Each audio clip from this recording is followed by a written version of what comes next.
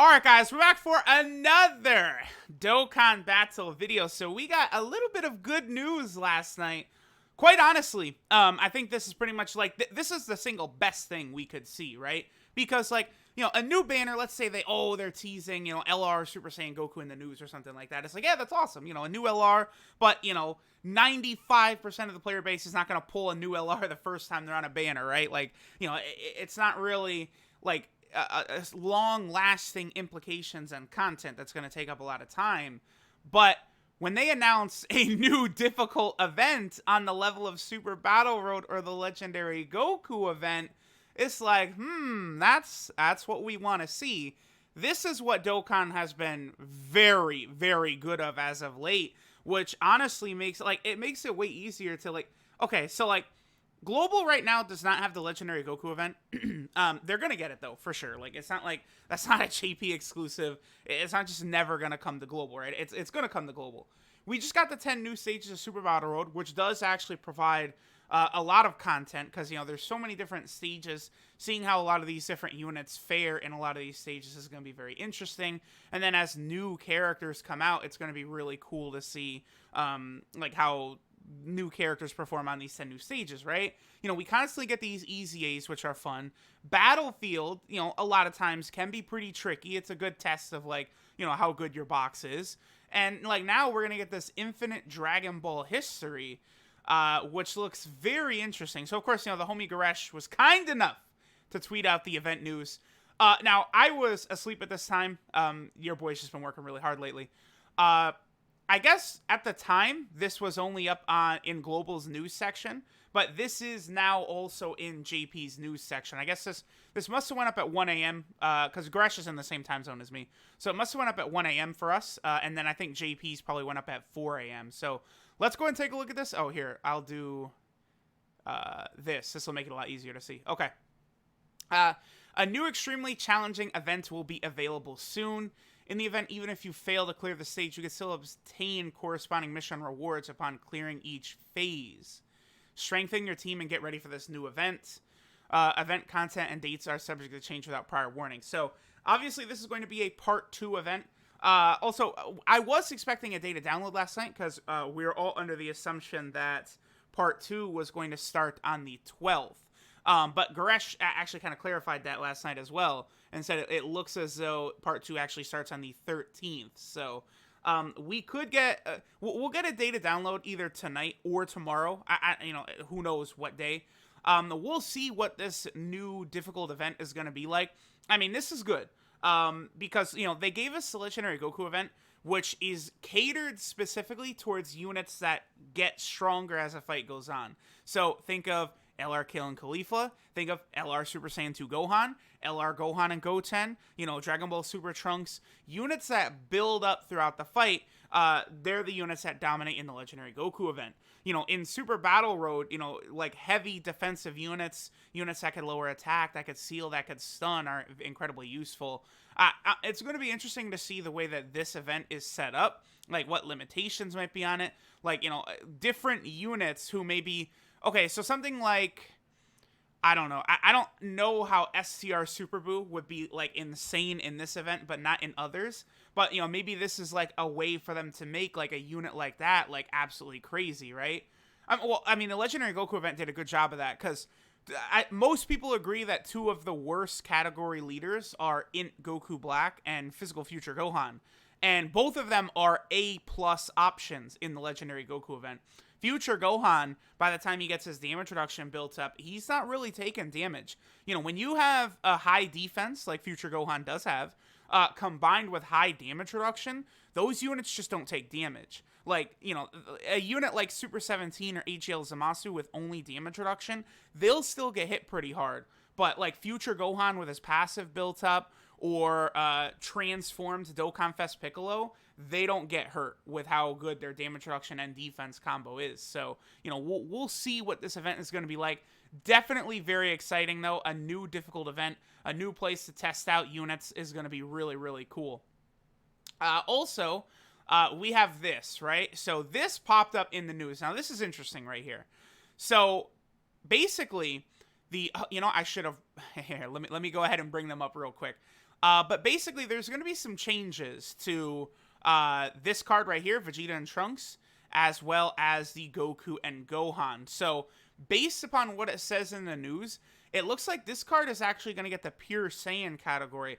Now, this is, like, weird. I mean, I don't know. It's weird, bizarre. It's a little bit odd, just because, like, the way Dokkan has worked up to this point is if the card has, like, 2 characters on it of, like, different, like, you know, like, sort of, like, type, like, categories like that, right? Like, so, like, Goku is a Pure Saiyan and Gohan is a Hybrid Saiyan. Because they're both on the card would have neither, right? Or, like, you know, think of Super Saiyan 2 Vegeta and Bulma. Because, you know, Bulma's a human or an Earthling, and then Vegeta is a Saiyan, he's not in the Pure Saiyan category. But obviously, you know, these exchange or switch units work a little bit differently. You know, the card itself at the start is just Goku, and then this one is just Vegeta, right? So, like, I do get that, but then, you know, they swap into Trunks and Gohan, because it looks like both of these cards are going to get the Pure Saiyan category. I mean, that's good for all players, because obviously these units are pretty good. Like, both the Vegeta and the Goku are actually quite solid, and they both stack attack and defense, which is going to be good after their EZA. The EZA, which should be dropping with Part 2, by the way. We know of 3 units that will be getting an EZA. There is this Vegeta and Trunks, there's Goku and Gohan, and then there's also the SCR Super Saiyan 2 Gohan. So we have a lot of units who are going to be looking really good lately. A lot of buffs coming for that Cell/Android Saga team, and boy, oh boy, does it really need it too. Okay, the other thing, there is one more part of this. Okay, wait. Okay, yeah, so some of the Cell Saga event being under maintenance, you know, for the addition of new stages. We knew about this. You know, there's been a number on the event on both Global and JP that's going to go away in a couple of days. New stages would be added. For whatever reason, Global did not have the story in the event yet, but JP did. Like, just very odd sort of decisions, right? But the last thing, there is one other thing. Is it in here? Okay, but I guess it's not written somewhere. I don't even remember where I saw this, but apparently Vegeta is also going to be getting the Rival category, which is Dokkan Fest Piccolo's category. That does make sense, because here, let me... I want to go to the Rival category real quick, because pretty much every Vegeta post Android Saga, right? So every Vegeta, basically starting with the Cell Saga, is in the Rival category. So that would obviously include this Super Vegeta and Trunks. And since they're putting him on the Pure Saiyan category, I guess they really are counting these units to be like it's just Goku at the start and it's just Vegeta at the start.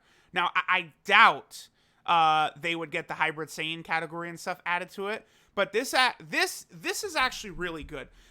This just occurred to me. So, I don't know, like, in the future, we could get some sort of unit.